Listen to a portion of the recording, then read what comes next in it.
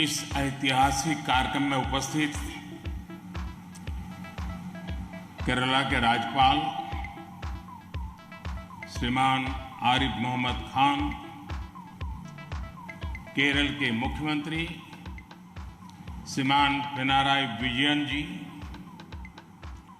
देश के रक्षा मंत्री श्रीमान राजनाथ सिंह जी, केंद्रीय मंत्रिमंडल के मेरे अन्य सहयोगीगण, chief of naval staff admiral R Harikumar ji, MD Cochin shipyard, सभी विशिष्ट एवं गणमान्य अतिथिगण और इस कार्यक्रम में जुड़े मेरे प्यारे देशवासियों, आज यहां केरला के समुद्री तट पर भारत का हर भारतवासी एक नए भविष्य के सूर्योदय का साक्षी बन रहा है। आईएनएस विक्रांत पर हो रहा ये आयोजन विश्व क्षितिज पर भारत के बुलंद होते हौसलों की हुंकार है। आजादी के आंदोलन में हमारे स्वतंत्रता सेनानियों ने जिस सक्षम, समर्थ और शक्तिशाली भारत का सपना देखा था, उसी एक सशक्त तस्वीर आज हम यहां देख रहे हैं। विक्रांत विशाल है, विराट है, विहंगम है। विक्रांत विशिष्ट है, विक्रांत विशेष भी है। विक्रांत केवल एक युद्धपोत नहीं है, ये 21वीं सदी के भारत के परिश्रम, प्रतिभा, प्रभाव और प्रतिबद्धता का प्रमाण है।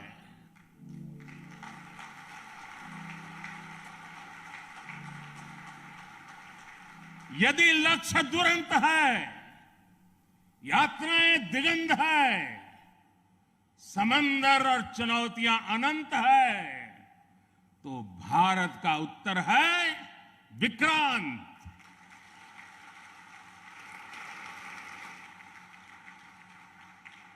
आजादी के अमृत महोत्सव का अतुलनीय अमृत है विक्रांत। आत्मनिर्भर होते भारत का अद्वितीय प्रतिबिंब है विक्रांत। ये हर भारतीय के लिए गर्व और गौरव का अनमोल अवसर है। ये हर भारतीय का मान, स्वाभिमान बढ़ाने वाला अवसर है। मैं इसके लिए हर एक देशवासी को बधाई देता हूं। साथियों, लक्ष्य कठिन से कठिन क्यों न हो, चुनौतियां बड़ी से बड़ी क्यों न हो, भारत जब ठान लेता है तो कोई भी लक्ष्य असंभव नहीं होता है।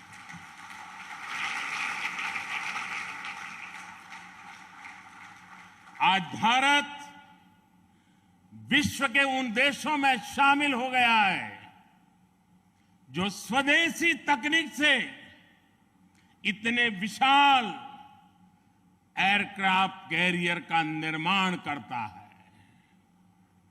आज आईएनएस विक्रांत ने देश को एक नए विश्वास से भर दिया है।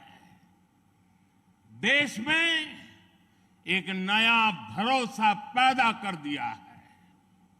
आज विक्रांत को देखकर समंदर की ये लहरें समंदर की ये लहरें आह्वान कर रही है, अमर्त्य वीर पुत्र हो, अमर्त्य वीर पुत्र हो, दृढ़ प्रतिज्ञ सोच लो, प्रशस्त पुण्य पंथ है, प्रशस्त पुण्य पंथ है, बढ़े चलो, बढ़े चलो, बढ़े चलो।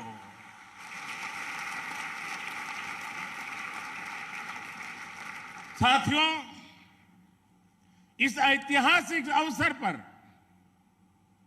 मैं भारतीय नौसेना का कोचिन शिपयार्ड के सभी इंजीनियर्स, वैज्ञानिकों और मेरे श्रमिक भाई बहनों का अभिनंदन करता हूं, जिन्होंने इस सपने को साकार किया है। केरला की पुण्य भूमि पर देश को ये उपलब्धि एक ऐसे समय पर मिली है जब ओणम का पवित्र पर्व भी चल रहा है। मैं सभी देशवासियों को इस अवसर पर ओणम की हार्दिक शुभकामनाएं भी देता हूं। साथियों, आईएनएस विक्रांत के हर भाग की अपनी एक खूबी है, एक ताकत है, अपनी एक विकास यात्रा भी है। ये स्वदेशी सामर्थ्य, स्वदेशी संसाधन और स्वदेशी कौशल का प्रतीक है। इसके एयरबेस में जो स्टील लगी है, वो स्टील भी स्वदेशी है। ये स्टील डीआरडीओ के वैज्ञानिकों ने विकसित किया, भारत की कंपनियों ने प्रोड्यूस किया। एक युद्धपोत से भी ज्यादा एक तैरता हुआ एयरफील्ड है, एक तैरता हुआ शहर है। इसमें जितनी बिजली पैदा होती है, उससे 5000 घरों को रोशन किया जा सकता है। इसका फ्लाइट डेक भी 2 फुटबॉल ग्राउंड के बराबर है। विक्रांत में जितने केबल्स और वायर्स इस्तेमाल हुए हैं, वो कोची से शुरू हो तो काशी तक पहुंच सकते हैं।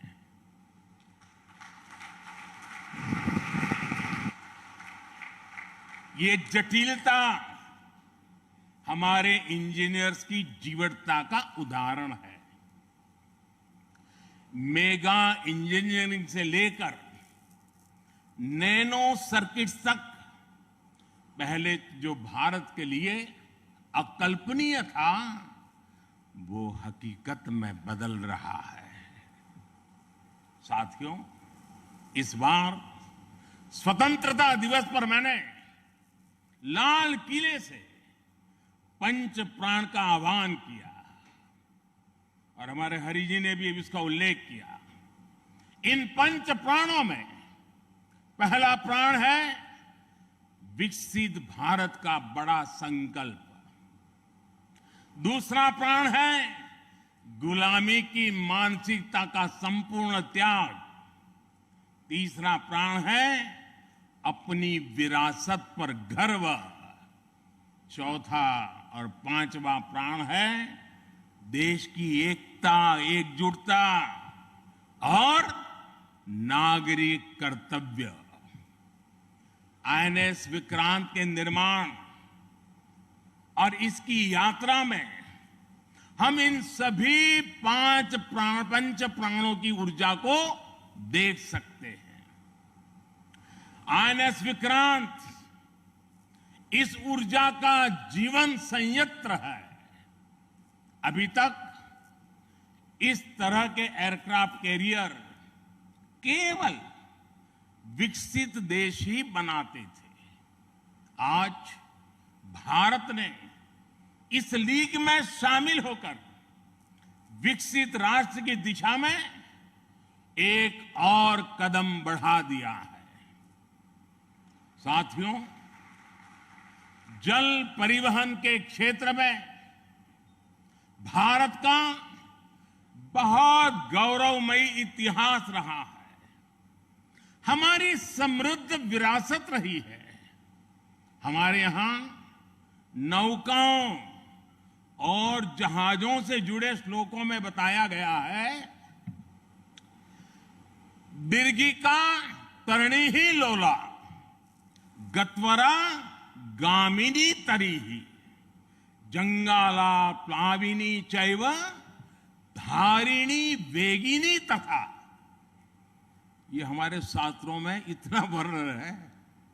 दीर्घिका तरुणी लोला गत्वरा गामिनी जंगाला प्लाविनी धारिणी वेगिनी। हमारे यहां जहाजों और नौकाओं के अलग अलग आकार और प्रकार होते थे। हमारे वेदों में भी नौकाओं, जहाजों और समुद्र से जुड़े कितने ही मंत्र आते हैं। वैदिक काल से लेकर गुप्त काल और मौर्य काल तक भारत के समुद्री सामर्थ्य का डंका पूरे विश्व में बजता था।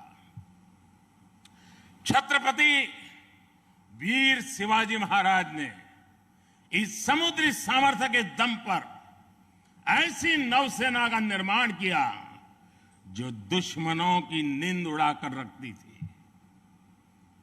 जब अंग्रेज भारत आए तो वो भारतीय जहाजों और उनके जरिए होने वाले व्यापार की ताकत से घबराए रहते थे। इसलिए उन्होंने भारत की समुद्री सामर्थ्य की कमर तोड़ने का फैसला लिया। इतिहास गवाह है कि कैसे उस समय ब्रिटिश संसद में कानून बनाकर भारतीय जहाजों और व्यापारियों पर कड़े प्रतिबंध लगाए दिए गए थे। भारत के पास प्रतिभा थी, अनुभव था, लेकिन हमारे लोग इस कुटिलता के लिए मानसिक रूप से तैयार नहीं थे। हम कमजोर पड़े और उसके बाद गुलामी के कालखंड में अपनी ताकत को धीरे धीरे भुला बैठे। अब आजादी के अमृत काल में भारत अपनी उस खोई हुई शक्ति को वापस ला रहा है। उस ऊर्जा को फिर से जगा रहा है। साथियों, आज 2 सितंबर 2022 की ऐतिहासिक तारीख को इतिहास बदलने वाला एक और काम हुआ है। आज भारत ने गुलामी के एक निशान, गुलामी के एक बोझ को अपने सीने से उतार दिया है।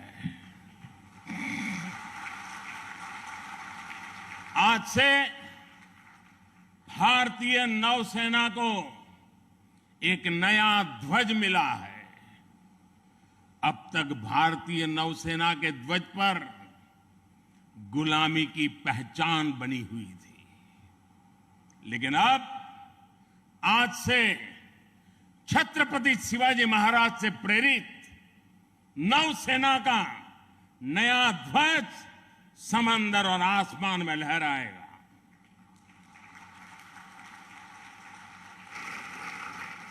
कभी रामधारी सिंह दिनकर जी ने अपनी कविता में लिखा था, नवीन सूर्य की नई प्रभा, नवीन सूर्य की नवीन प्रभा, नमो नमो नमो, नमो स्वतंत्र भारत की ध्वजा, नमो नमो नमो।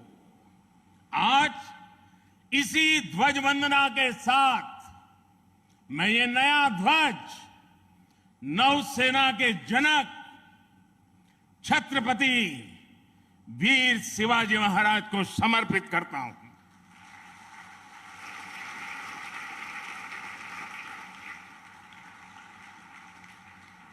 मुझे विश्वास है भारतीयता की भावना से ओतप्रोत ये नया ध्वज भारतीय नौसेना के आत्मबल और आत्मसम्मान को नई ऊर्जा देगा।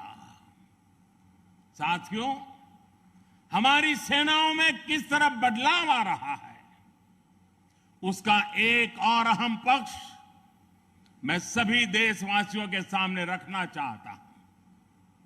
विक्रांत जब हमारे समुद्री क्षेत्र की सुरक्षा के लिए उतरेगा तो उस पर नौसेना की अनेक महिला सैनिक भी तैनात रहेगी। समंदर की अथाह शक्ति के साथ असीम महिला शक्ति ये नए भारत की बुलंद पहचान बन रही है। मुझे बताया गया है कि अभी नेवी में करीब 600 महिला ऑफिसर्स हैं, लेकिन अब इंडियन नेवी ने अपनी सभी शाखाओं को महिलाओं के लिए खोलने का फैसला किया है। जो पाबंदियां थी वो अब हट रही है। जैसे समर्थ लहरों के लिए कोई दायरे नहीं होते, वैसे ही भारत की बेटियों के लिए भी अब कोई दायरे या बंधन नहीं है।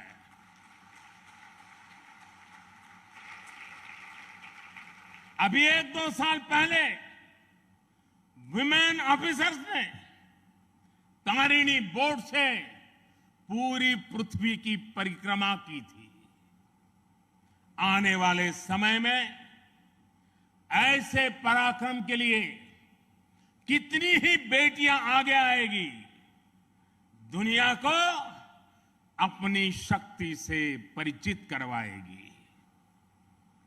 नेवी की तरह ही तीनों सशस्त्र सेनाओं में युद्धक भूमिकाओं में महिलाओं को शामिल किया जा रहा है।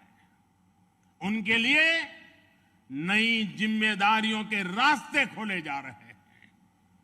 साथियों, आत्मनिर्भरता और आजादी को एक दूसरे का पूरक कहा जाता है।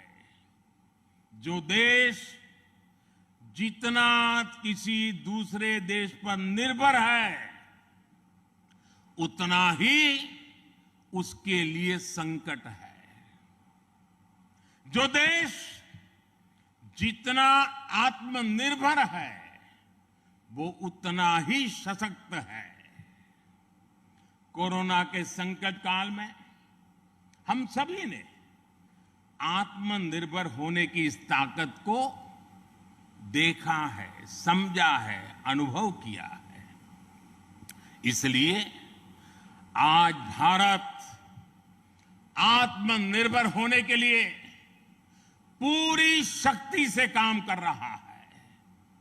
आज अगर अथाह समंदर में भारत की ताकत का उद्घोष करने के लिए आईएनएस विक्रांत तैयार है, तो अनंत आकाश में यही गर्जना हमारे तेजस कर रहे हैं। इस बार 15 अगस्त को पूरे देश ने लाल किले से स्वदेशी तोप की हुंकार भी सुनी है।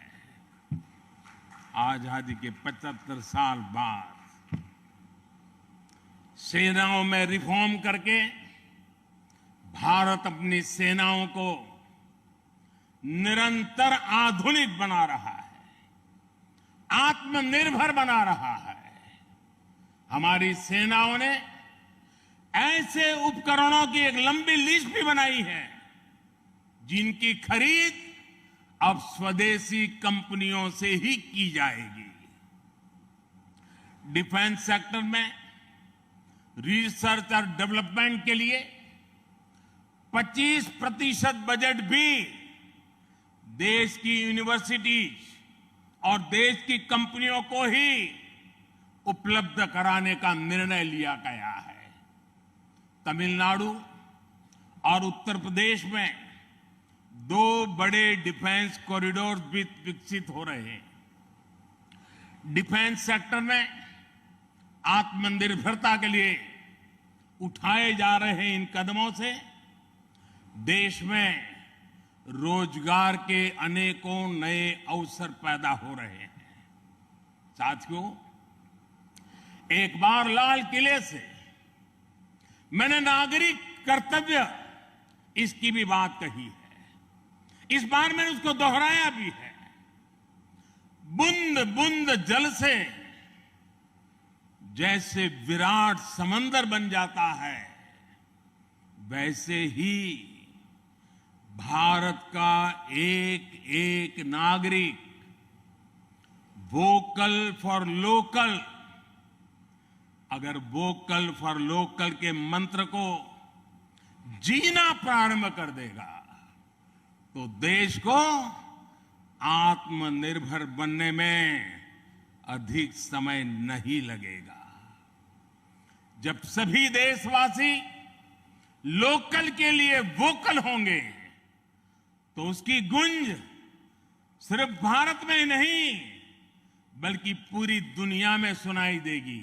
और देखते ही देखते दुनिया के जो भी मैन्युफैक्चरर होंगे उनको भी मजबूरन भारत में आकर के मैन्युफैक्चरिंग के रास्ते पर चलना पड़ेगा। ये ताकत एक एक नागरिक के अपने आप में तजुर्बे में है।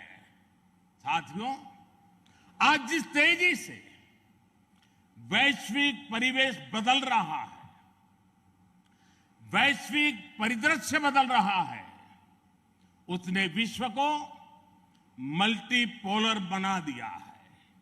इसलिए आने वाले समय में भविष्य की गतिविधियां और सक्रियता का केंद्र कहां होगा, ये भविष्य दृष्टि बहुत जरूरी हो जाती है। उदाहरण के तौर पर पिछले समय में इंडो पैसिफिक रीजन और इंडियन ओशन में सुरक्षा चिंताओं को लंबे समय तक नजरअंदाज किया जाता रहा, लेकिन आज ये क्षेत्र हमारे लिए देश की बड़ी रक्षा प्राथमिकता है।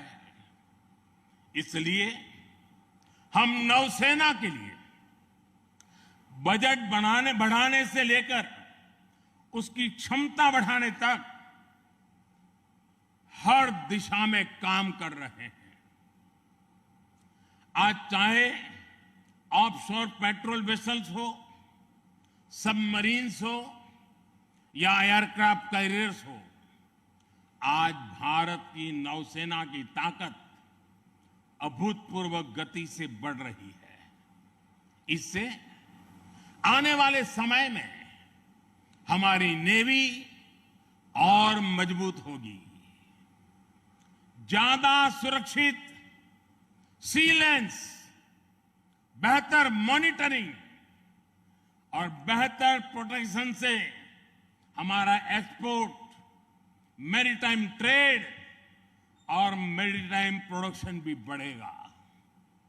इससे केवल भारत ही नहीं बल्कि दुनिया के दूसरे देशों और विशेषकर हमारे पड़ोसी मित्र राष्ट्रों के लिए व्यापार और समृद्धि के नए रास्ते खुलेंगे। साथियों, हमारे यहां शास्त्रों में कहा जाता है और बहुत महत्वपूर्ण बात कही जाती है और जिस बात को हमारे लोगों ने संस्कार के रूप में जिया है, हमारे यहां शास्त्रों में कहा गया है, विद्या विवादाय धनम मदाय शक्ति ही परेशान परपीडनाय खलस्य साधो विपरीतम एतत् ज्ञानाय दानाय च रक्षणाय। अर्थात दुष्ट की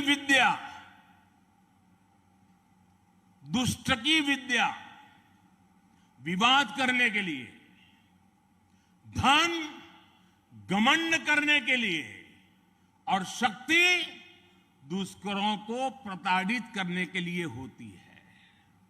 लेकिन सज्जन के लिए ये ज्ञान, दान और कमजोर की रक्षा का जरिया होता है।